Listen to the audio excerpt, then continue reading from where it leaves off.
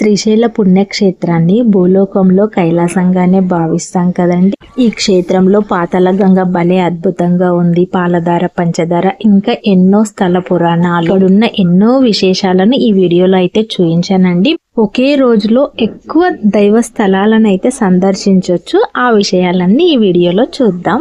అందరికీ వందనాలండి. మేము శ్రీశైల పుణ్యక్షేత్రానికి వెళ్ళినప్పుడు కలిగిన ఎన్నో ఆనందకర అనుభూతులని ఈ వీడియోలో మీకు షేర్ చేసుకుందామన్నట్టు ఈ వీడియో చేశాను. ఇంకా ప్రతి ఒక్కరూ వెళ్ళే ఉంటారు, కానీ వెళ్ళని వాళ్ళకి కొంచెం తెలిసి వస్తుంది, కొంతమందికైనా ఉపయోగపడుతుందని. శ్రీశైలం నల్లమల అడవుల్లో ఉందనే విషయం తెలుసు కదా. ఆ అడవుల దగ్గరికి వెళ్ళక ముందైతే ఈ హోటల్ ఉంటుంది. ఈ హోటల్ ముందు ఈ చిన్న లేగదూడ కనిపిస్తే మేము అక్కడికి వెళ్ళాం. భలే క్యూట్ గా ఉంది కదా. అయితే ఇక్కడే భోజనం కూడా చేసాం. ఈ ఒక్క హోటలే ఉంది ఇక్కడ. ఇది దాటాం అనుకోండి ఇంకా ఆ ఫారెస్ట్ స్టార్ట్ అవుతుంది. అప్పుడు మనకు తినడానికి ఎక్కడ హోటల్స్ దొరకవు. కాబట్టి ఇంటి నుండి ఆహారం తీసుకెళ్తే ఓకే, కానీ తీసుకెళ్ళాం కదా, చాలా దూరం కాబట్టి ఇక తీసుకెళ్ళని వాళ్ళు తప్పనిసరిగా ఇక్కడ భోజనం చేసిన తర్వాతే మన ప్రయాణాన్ని కంటిన్యూ చేయాలి.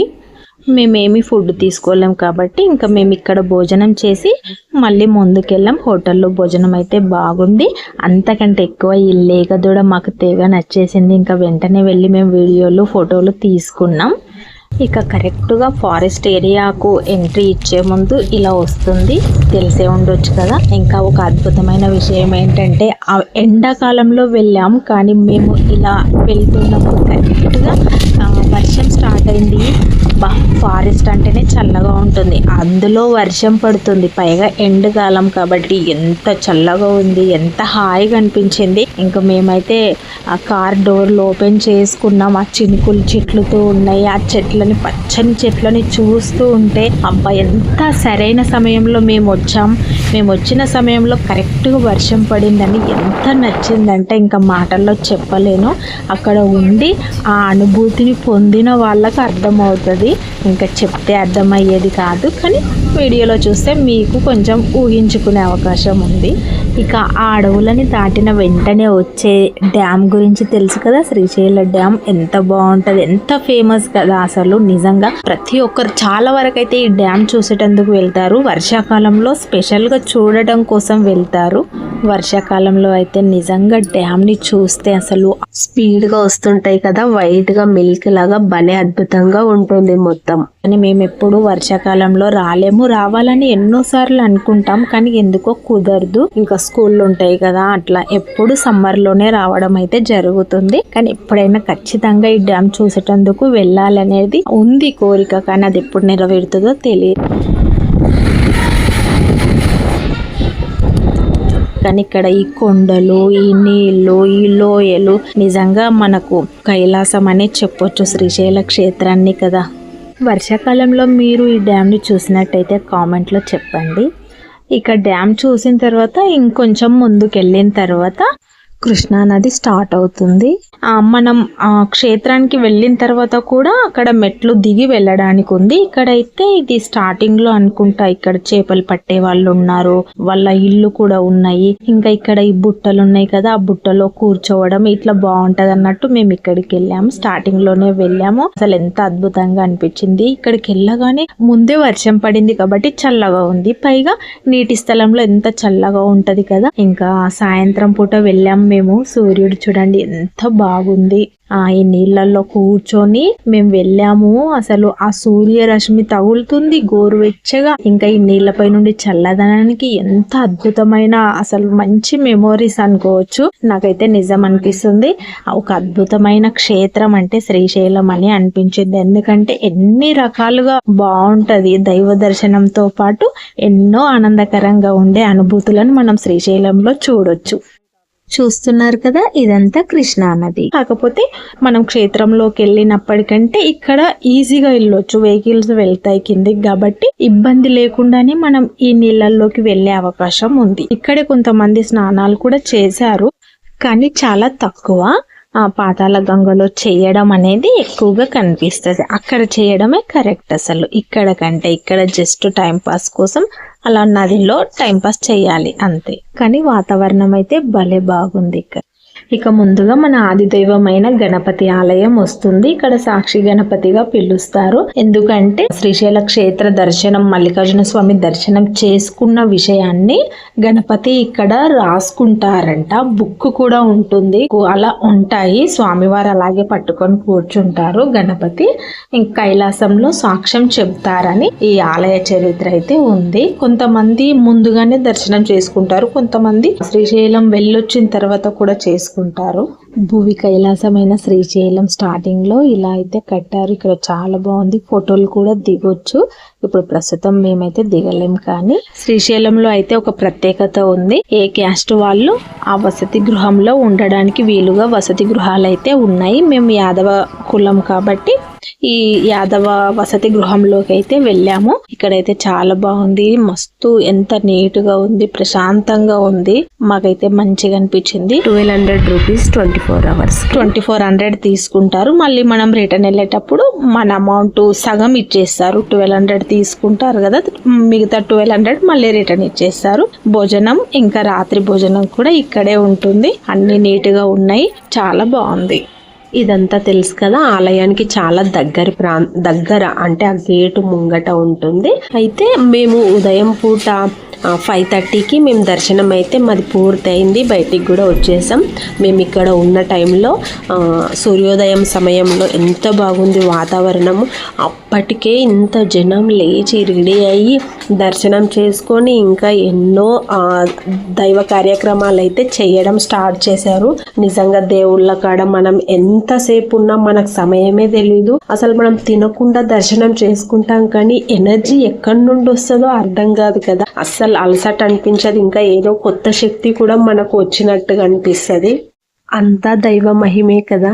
డే మొత్తంలో మనం చూడాల్సినవి చూసిన తర్వాత మళ్ళీ మనం వసతి గృహానికి అయితే వస్తాం కదా. మేము చీకటి పడ్డ తర్వాత ఇక్కడికి వచ్చాం. భోజనం కూడా వసతి గృహంలోనే చేసాం. అరటాకులో భోజనం పెట్టారు. నిజంగా యాదవ సత్రంలో మాత్రం ఎంత బాగుంది, నాకు ఎంత నచ్చిందంటే ఇంకా స్వచ్ఛమైన పెరుగుతో అన్నం తిన్నాం. ఇక్కడ ఉన్న కర్రీ, పప్పు అన్నీ చాలా బాగున్నాయి. నిజంగా దేవుళ్ళ కాడ మనం ఏం తిన్నా అసలు ఎంత రుచిగా ఉంటది, అమృతం అని చెప్పుకోవచ్చు కదా. వసతి గృహాల్లో నీట్నెస్ కూడా చాలా బాగుంది.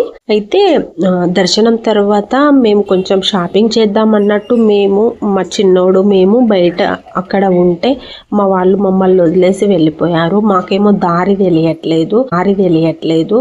అలా ఇంకా వస్తూ ఇక కనబడ్డవి ఇక్కడ ఆవులు ఉన్నాయి కదా అని చూస్తూ వీడియోలు తీస్తూ మెల్లిగా వచ్చాం. ఇంకా ఎక్కడికో వెళ్ళాం. మళ్ళీ ఎవరినైనా అడగాలన్నా మాకు భయం అనిపించింది. అందుకని మొత్తానికి అటు ఇటు తిరిగి వచ్చేసాం. యాదవ సత్రానికి అయితే వచ్చేసాం, చేరుకున్నాం. దైవానుగ్రహం ఉంటే అన్ని అనుకూలంగా అవుతాయంటారు కదా, అలా ఇక్కడ ఏదైనా తీసుకుందాం అనుకున్నాం. ఈ కీ చైన్ అయితే భలే నచ్చింది. గంట శబ్దం చూడండి. ఖచ్చితంగా చూడదగ్గ దేవాలయం మల్లమ్మ కన్నీరు. మల్లమ్మగా పిలువబడే మహిళ శివుడికి గొప్ప భక్తురాలు. మల్లమ్మ అనే భక్తురాలు ఎప్పుడు శివనామ స్మరణ చేస్తూ ఉండేదట. తన తోటి కోడళ్ళు, తన అత్తగారు ఎన్ని రకాలుగా హింసలు పెట్టినా, ఎన్ని రకాలుగా తన పూజలకు ఆటంకాలు కలిగించినా ఎన్నో పనులు చెప్పేవారట. ఒకరోజు రాత్రికి రాత్రి కొన్ని సంచుల ధాన్యాలను పప్పుగా విసరాలి అని అలా వాళ్ళ అత్తగారు చెప్పడం వల్ల అక్కడికి శివపార్వతులే వచ్చి ఆ ధాన్యాలను మొత్తం విసరడం జరిగిందట. ఆ విషయం మల్లమ్మకు కూడా అర్థం కాకుండా అలా జరిగిందట. ఇటువంటివి ఎన్నో అద్భుతాలు మల్లమ్మ జీవితంలో జరిగాయట. లోపలకు వెళ్లే దారి ఇక్కడ నుంచే ఉంది. ఇంకా లోపల వీడియో తీయనివ్వరు కాబట్టి నేను కేవలం బయట మాత్రమే తీసాను. ఇక్కడ కనిపిస్తున్న రోలు మల్లమ్మ వాడినది. ఈ మల్లమ్మ జీవిత చరిత్ర గురించి మీనా గారు నటించిన మహాశివరాత్రి అనే సినిమా అయితే ఉంది, చాలా బాగుంది. అందులో మల్లమ్మ గురించి, తన జీవిత చరిత్ర గురించి, తన భక్తి గురించి ఎంత బాగా చూపించారు. ఖచ్చితంగా చూడండి. మీనా గారు చాలా బాగా నటించారు అందులో. అయితే ఇక్కడ వచ్చిన వాళ్ళంతా ఏం చేశారంటే పసుపు కుంకుమలు వేసి ఏదైనా కోరిక కోరుకొని తీసుకొని ఆ రోలుని ఇలా మొక్కి మల్లమ్మకు ఓం నమ శివాయ అని కూడా మొక్కి నిలబెడితే ఆ రోలు స్ట్రైట్గా నిలబడితే మన కోరిక నెరవేరుతుందని ఒక నమ్మకం. మేము కూడా అలా చేసాము, నిలబడింది, అందరికీ నిలబడుతుంది. ఇక మన హిందూ సామ్రాజ్యాన్ని దృఢంగా స్థాపించిన శివాజీ మహారాజ్ గారి స్ఫూర్తి కేంద్రానికి అయితే వెళ్ళాం. ఎంత బాగుంది, తప్పకుండా మనం చూడవలసిన ప్లేస్ అనుకోండి. లోపల శివాజీ గారి జీవిత చరిత్రని మంచి మంచి బొమ్మల రూపంలో అయితే చూపించారు. ఇంకా లోపలికి వెళ్తే ఎంత బాగుంటుంది. వీడియో మొత్తం క్లియర్గా చూద్దాం పదండి. అయితే శివాజీ గారు శ్రీశైలం వచ్చినప్పుడు ధ్యానం చేసుకున్నారట. ఇక్కడే ధ్యాన మందిరం కూడా ఉంది. ఒకవైపు పక్కనే మీకు ఇలా కనిపిస్తున్నాయి కదా, ఒకవైపు తన జీవిత చరిత్రని చిత్రీకరించారు బొమ్మల రూపంలో, మరొక వైపు ధ్యాన మందిరం ఉంది. విడివిడిగా మనం ఒక్కొక్కటి చూద్దాం. లోపలికి వెళ్తే మళ్ళీ అసలు బయట నుండి చూస్తేనే చూస్తున్నారు కదా ఎంత ప్రత్యేకంగా అనిపిస్తుంది. ఇంకా లోపలికి వెళ్తే ఇంకా అద్భుతంగా ఉంది. ఖచ్చితంగా వీడియో మొత్తం చూడండి. ఒక లైక్ కూడా ఇవ్వండి ప్లీజ్. బాగా ఎండలు ఉండడం వల్ల కాళ్ళకు వేడి తగలకుండా ఇలా గ్రీన్ క్లాత్ అయితే వేశారు.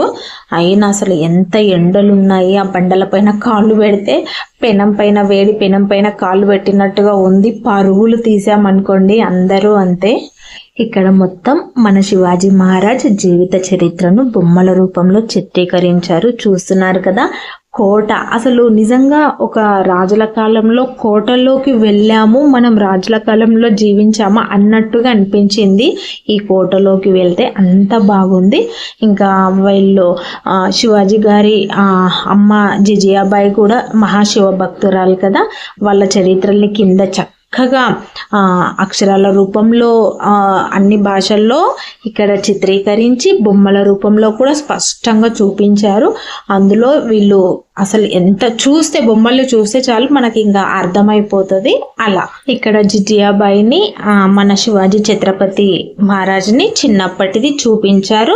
అలాగే శివాజీ మహారాజు పుట్టినప్పుడు తొట్టెల్లో వేసిన ఆ సంఘటనను కూడా ఇలా బొమ్మల రూపంలో చిత్రీకరించారు. జిజియాబాయి వల్లనే కేవలం తన తల్లిగారి స్ఫూర్తి వల్ల, తన తల్లిగారి మోటివేషన్ వల్ల ఇంత గొప్ప రాజు అయ్యారని మనకు చరిత్రలు చెప్తున్నాయి కదా. ఆ మహాతల్లికి అయితే పాదాభివందనాలు నిజంగా. ఇక్కడ మన శివాజీ మహారాజుకు ఇంకా తన తోటి చిన్న సైనికులకు స్ఫూర్తిని వాళ్ళల్లో కాన్ఫిడెన్స్ని పెంచుతూ స్పీచ్ ఇస్తున్న దృశ్యం ఇక్కడ జిజియాబాయి గారు.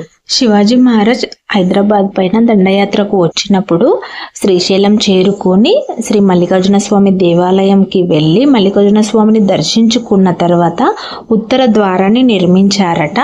అప్పటి నుండి స్వామివారికి చాలా నమ్మకం కలిగి ఎప్పుడు ఇక్కడికి వచ్చేవారట. ఇక్కడికి వచ్చినప్పుడు ఏమేం జరిగినాయా అనే వాటితో పాటు తన జీవిత చరిత్రను ఇలా ఇక్కడ చిత్ర రూపంలో చిత్రీకరించారు. స్పష్టంగా కింద రాసి కూడా పెట్టారు. ఇంగ్లీష్లో, హిందీలో, తెలుగులో రాసి పెట్టారు. ఇక్కడైతే చాలా బాగా చేశారు. ఎంత బాగుంది కదా సభ. ఇక్కడ అమ్మగారు, అన్నలు, మంత్రులు వాళ్ళ రాజ్యంలో ఉంటారు కదా, మెయిన్ ఉంటారు కదా చూసుకునే వాళ్ళు, అందరి విగ్రహాలను చేశారు. అసలు రియల్గా ఇక్కడ కూర్చున్నట్టుగా విగ్రహాలను అయితే చేశారు. 1654లో యుద్ధ నౌకల్ని కూడా ఏర్పాటు చేశారట. 84 చూస్తేనే ఎంత అద్భుతంగా ఉంది. అసలు ఇలా చేయడానికి ఎంత హార్డ్ వర్క్ చేసి ఉంటారు కదా శివాజీ మహారాజ్. ఇక్కడ మీరు చదువుకోవచ్చు, నేను చెప్పేది షార్ట్ కట్ లో ఉంది, ఇక్కడ క్లియర్ గా ఉంది. అయితే ఇవి నిర్మించడానికి ఎంత కష్టపడి ఉంటారు, అసలు ఎట్లా ఐడియా వచ్చిందో, విదేశీయులను కూడా తీసుకున్నారని మనకు ఇక్కడ రాసి పెట్టారు. నేను అది చదివే చెప్తున్నాను. అసలు నిజంగా నాకైతే ఎంత గ్రేట్గా అనిపించింది ఇది చూసిన తర్వాత. ఇంత గొప్ప చరిత్రలో మన పుస్తకాల్లో అయితే ఇవ్వట్లేరు. మనం శ్రీశైలం వెళ్ళినప్పుడు తప్పకుండా ఏదేమైనా సరే ఇక్కడికి వెళ్ళి మన పిల్లలకు సంవత్సరానికి ఒక్కసారైనా ఇక్కడికి తీసుకెళ్ళి, ఎందుకంటే పిల్లలు పెద్దగా అయ్యే కొద్దికి గుర్తుండే అవకాశాలు ఎక్కువ ఉంటాయి కదా. కాబట్టి మనం మన శివాజీ గారి చరిత్రను వివరించడం, చూపించడం వాళ్లకు తప్పనిసరిగా మనకు చేయాల్సిన బాధ్యత కదా. ఇక్కడ క్లియర్గా రాసి కూడా పెట్టారు, 3 భాషల్లో రాసి పెట్టారు. ఇంకా చదువుకోవచ్చు, ఆ పిక్చర్స్ చూడటం వల్ల ఇంకా బాగా అర్థమవుతుంది ఈ చిత్ర కళాకారులు ఎవరో కానీ ఎంత బాగా చెక్కారు. అసలు నిజంగా వాళ్ళకు కూడా హ్యాట్స్ ఆఫ్ అన్న జోహార్లు అని చెప్పొచ్చు. అయితే శివాజీ గారు చేసిన అన్ని రకాల యుద్ధాలని తన చిన్నప్పటి నుంచి మొత్తం చివరి వరకు ఇక్కడ క్లియర్గా అయితే వివరించడం జరిగింది. చాలా బాగా అర్థమవుతుంది కదా. శివాజీ గారు నిర్మించిన ఆ నౌకలు ఉన్నాయి కదా, యుద్ధ నౌకలు 85 ఉంటే మన శంభాజీ గారు వాటిని 800కు పెంచారట. శంభాజీ గారు, శివాజీ గారి కొడుకున్నారు కదా శంభాజీ, తండ్రికి తగ్గ తనయుడుగానే నిలిచాడు కదా శంభాజీ కూడా. కానీ శంభాజీ గారి మరణం చాలా బాధాకరం అసలు కదా. వాళ్ళు అంత బాధను అనుభవించి ఆనాడు పోరాడినందుకే ఈనాడు మనం ఎంత ప్రశాంతంగా ఉన్నాం కదా. ఇంత గొప్ప రాజులు ఉన్నారు కదా మన చరిత్రలో, కానీ మన పుస్తకాల్లో ఎందుకు వేయరో అర్థం కాదు. అసలు మనం చిన్నప్పుడు లేదు, ఇప్పుడు లేదు, మరి ఎలా తెలుసుకుంటారు మన మన చరిత్రకారుల గురించి? మన పిల్లలకి ఎలా తెలియాలి? ఎట్లా మనకు వాళ్ళు చేసిన త్యాగాలు మనకి ఎట్లా తెలియాలి? పుస్తకాల్లో ఉంటేనే కదా.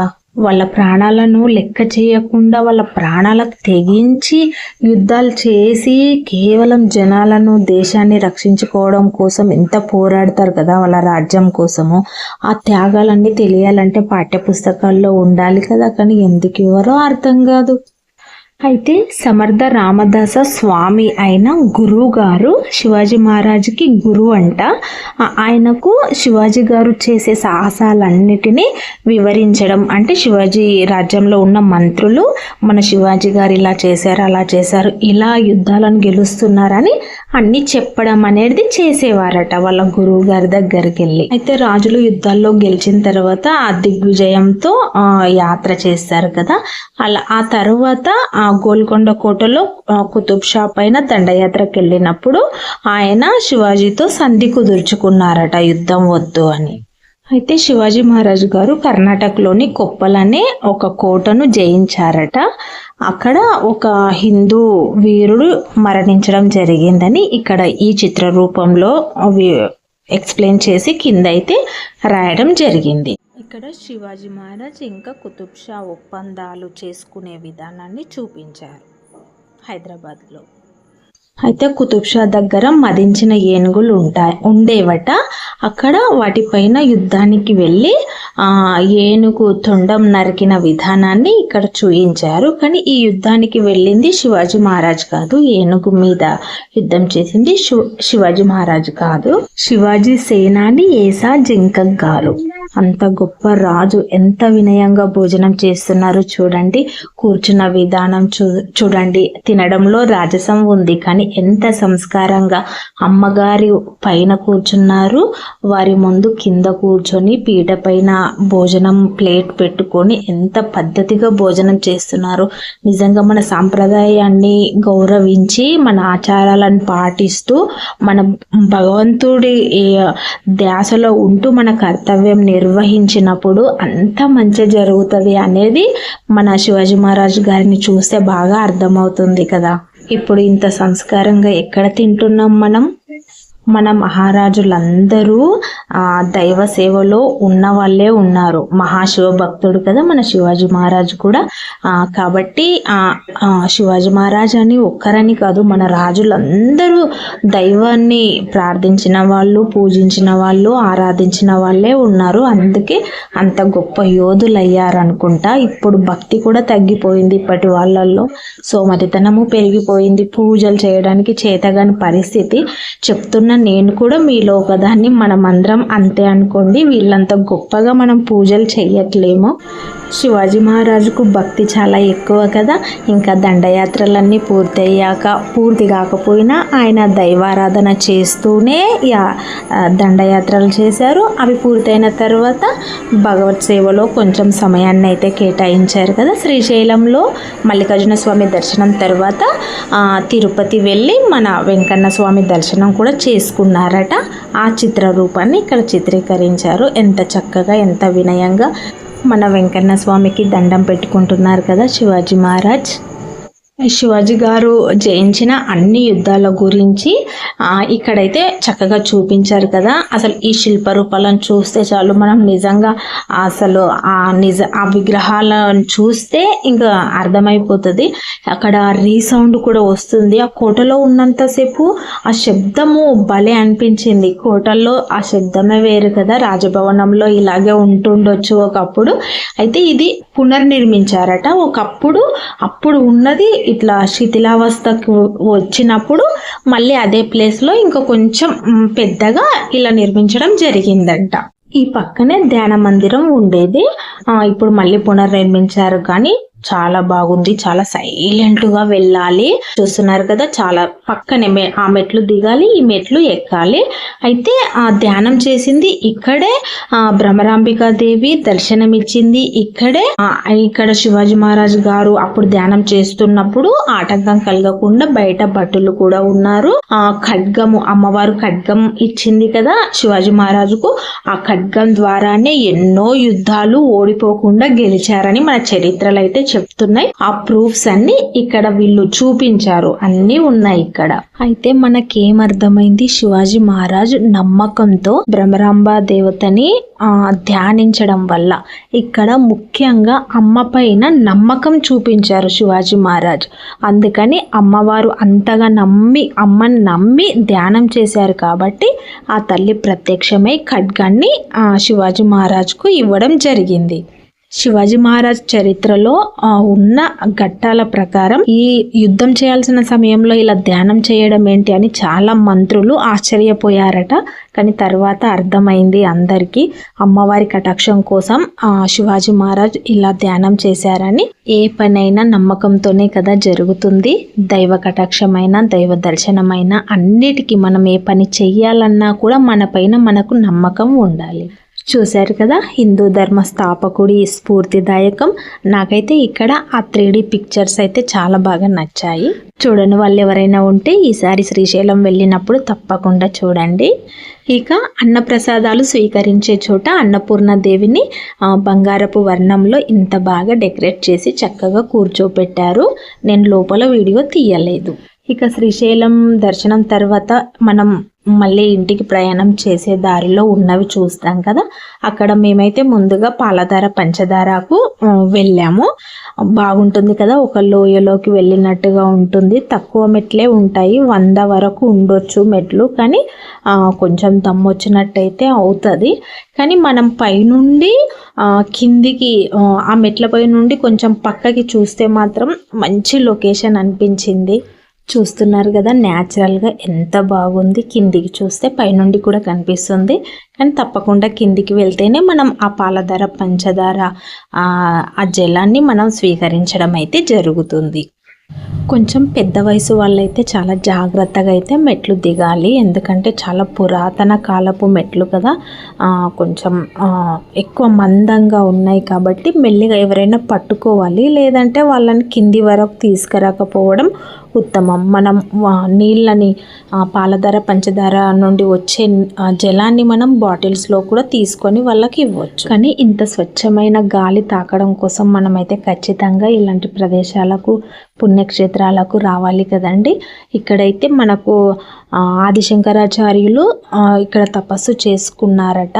అక్కడ చిన్న గుడిలాగా ఉంది కదా, అందులో ఆదిశంకరాచార్యుల విగ్రహం కూడా ఉంది. కానీ తాళం వేసి ఉంచారు. ఇక్కడ 5 దారాలుగా జలం వస్తుంది కాబట్టి పంచదార అని అనుకుంటారు. కానీ నిజానికి అలా కాదు. బ్రహ్మధార, విష్ణుధార, రుద్రధార, చంద్రధార, దేవధారగా భావించుకోవాలట. ఇలా కోటేశ్వరరావు గారి స్పీచ్లో నేను విన్నాను. సాక్షాత్తు శివుడి తల నుండి వస్తున్నాయన్న భావనతో మనం ఆ జలాన్ని పరమ పవిత్రంగా స్వీకరించినప్పుడు మనకు శివానుగ్రహం కలుగుతుందని నేనైతే చాలా వరకు నమ్ముకొనే ఉంటాను. కాకపోతే మనం ఇంకా భగవంతుడు సృష్టిలో జలంతోటే మనం శుద్ధి చేసుకోవడం అన్నీ జరుగుతాయి కాబట్టి ఆ జలాన్ని తొక్కడము అలాంటివి జరుగుతుంది. ఇంకా అది ఇక భగవత్ సృష్టిలో ఒక భాగం కాబట్టి ఏం పర్వాలేదు. కానీ మనము పవిత్రమైన భావనతో చేత్తో తీసుకొని మనం సాక్షాత్తు శివుడి తల నుండి వచ్చే గంగా జలం లాగానే స్వీకరించడం ఉత్తమం. అయితే ఒక సంఘటన జరిగింది. మేము వెళ్ళినప్పుడు చాలా జనం ఉన్నారు కదా, అక్కడ కొంతమంది ఏం చేశారంటే పైకి ఎక్కడం జరిగింది. అంటే అక్కడ గుట్టలాగా ఉంది కదా, కొంచెము అంటే నీళ్లు వస్తున్న ప్రదేశం పైన ఉంది కదా, అక్కడికి వెళ్ళి అదిగో మీకు కనిపిస్తున్నారు కదా వాళ్ళు ముగ్గురు అక్కడ నిలబడ్డారు. అక్కడ నుండే వాళ్ళ కాళ్ళ దగ్గర నుండి నీళ్ళు వస్తున్నాయి కదా, అది పద్ధతి కాదు కదా. అందుకని వాళ్ళని మా బ్రదర్ ఇన్లా అయితే బెదిరించడం, అరవడం, వాళ్ళని కిందికి దిగే వరకు వాళ్ళకు దింపే వరకు వినలేరు, అలా వాళ్ళని దింపడం జరిగింది. కానీ ఎవరు అలా చేయొద్దు, పవిత్రమైన జలం కదా, ఎందుకంటే ఎంతోమంది తాగుతాం కదా, అలా వాళ్ళ కాళ్ళ నుండి వచ్చినవి తాగడం బాగుండదు కదా. ఇక శిఖరం కూడా చూసాము. శిఖరం నుండి చూస్తే మనకు శ్రీశైలంలో ఉన్న దేవాలయాలు అన్నీ కనిపిస్తాయి. చాలా బాగుంది, ఎత్తులో ఉంది అన్నిటికంటే. ఆ చిన్న నంది కొమ్ముల నుండి శ్రీశైల గోపురాలను చూడటం వల్ల మనకు మోక్షం దొరుకుతుందని అంటారు. ఈ శిఖరం నుండి శ్రీశైలం మొత్తాన్ని చక్కగా చూడొచ్చు. నేను కేవలం వీడియోలు తీసిన ప్రదేశాలను మాత్రమే ఈ వీడియోలో పెట్టడం జరిగింది, ఎందుకంటే అన్ని చోట్ల వీడియోలు తీయనివ్వలేరు కదా, అందుకని. అయితే ఇంకా సాయంకాలం అయింది, మేము ఇంటికి బయలుదేరాం. సూర్యుడు చూడండి ఎంత బాగా మెరుస్తున్నారు. ఈ కొండలు, ఈ లోయలు, ఈ కృష్ణానది పై నుండి ఆ చల్లటి గాలి ఎంత ప్రశాంతంగా ఉందో. మనకు చాలా దగ్గరలో జ్యోతిర్లింగ క్షేత్రమైన శ్రీశైలం ఉండడం మన అదృష్టం కదా. అందులోనూ ఈ నల్లమల అడవుల వల్ల ఈ చల్లటి గాలులు, మంచి వాతావరణం, ఈ పచ్చని చెట్లను చూస్తే ఎంత బాగుంటుంది. ఇంకా సాయంకాలం కాబట్టి కొంచెం రిలాక్స్ అవుదామన్నట్టు ఇక్కడ ఒక చిన్న హోటల్ అయితే ఉంది. హోటల్ అంటే ఫుడ్ కాదు, చిన్నగా టీ తాగడానికి ఇంకా జ్యూస్ అట్లా ఉన్నాయి. ఇది సూర్యాస్తమయ సమయం కాబట్టి సూర్యుడు చూడండి ఆరెంజ్ ఇంకా రెడ్ కలర్లో రంగురంగుల్లో ఎంత చక్కగా అనిపిస్తున్నారు. ఆ చెట్టు చూడండి, ఆ చెట్టు పైన అవి లీవ్స్ కానీ పిచ్చుకలు కూర్చున్నట్టుగా అనిపిస్తుంది. మంచి లొకేషన్. నా మొబైల్లో అప్పటికే ఛార్జింగ్ చాలా తగ్గింది, కానీ మొత్తానికి ఈ చిన్న వీడియో దొరకాలి అనుకున్న మొబైల్ స్విచ్ ఆఫ్ అవ్వకముందు అయితే దొరికింది. ఎంత బాగా అనిపిస్తుంది కదా, ఇక్కడ కూర్చుంటే ప్రశాంతంగా ఉంది. ఎందుకంటే ఇక్కడ ఒక చిన్న విలేజ్ ఉండొచ్చు, కానీ పొలాల దగ్గర వీళ్ళైతే ఈ చిన్న హోటల్ పెట్టారు. చాలా బాగుంది, నీట్గా అనిపించింది. ఇక్కడ కూర్చోవడం వల్ల అసలు నిజంగా రిలాక్స్ అనిపించింది. మా ఆయన లెమన్ టీ తాగారు, మేమైతే టీ తాగాం. చాలా టేస్టీగా అనిపించింది. నేను వీటిని వీడియో తీస్తుంటే మా వారు అంటున్నారు, ఇంకా లెమన్ టీ ఇంకా చాయ్ ఎవరు చూడలేరు భారతదేశంలో అని అన్నారు వెటకారంగా. ఇక్కడ ఈ చిన్న కంకర రాళ్ళు కూడా చాలా నచ్చాయి నాకు. ఇంకా ఈవినింగ్ అయిపోయింది. ఆకాశంలో రంగు కలర్ చూడండి ఎంత బాగుంది, అసలు నిజంగా బాగుంటుంది. మేమైతే విండోస్ మొత్తం ఓపెన్ చేసుకున్నాం, చీకటి పడే వరకు అలాగే చేసుకున్నాం. ఎందుకంటే ఇంత చక్కటి ప్రకృతి అందాలని మనం అద్దాలతో ముయ్యొద్దు కదా, మన కళ్ళతో చూడాలి కదా. చూశారు కదండి, శ్రీశైల పుణ్యక్షేత్రంని దర్శించిన మా ప్రయాణంలో కలిగిన కొన్ని అనుభూతులను. మీకు నచ్చినట్టయితే ఒక చిన్న లైక్ ఇవ్వండి. ఇంకా ఏవైనా నా మాటల్లో ఏమైనా పొరపాట్లు ఉంటే కామెంట్లో చెప్పండి. సబ్స్క్రైబ్ మాత్రం తప్పకుండా చేసుకోండి ప్లీజ్. వీడియో చూసిన అందరికీ ధన్యవాదాలు.